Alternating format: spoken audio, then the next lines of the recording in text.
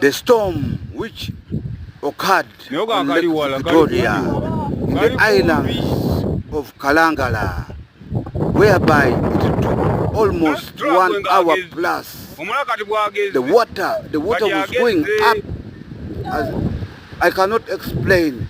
You know, the rainbow, water going up. Anyone couldn't believe what happened.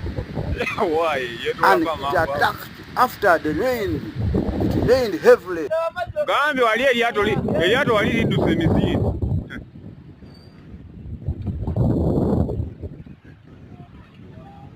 Wait.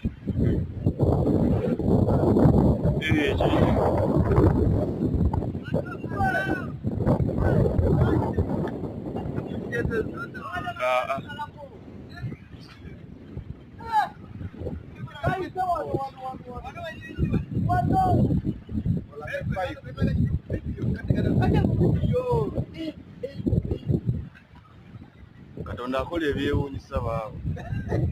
Kola ku video nawe oyogererako.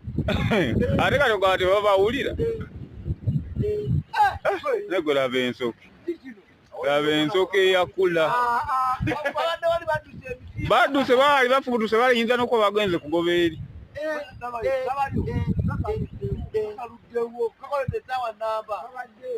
Kabadde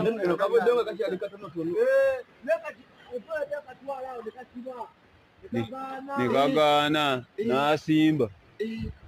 Nirabe nyanja we mazima soko olabe. Waka mukire waggulu.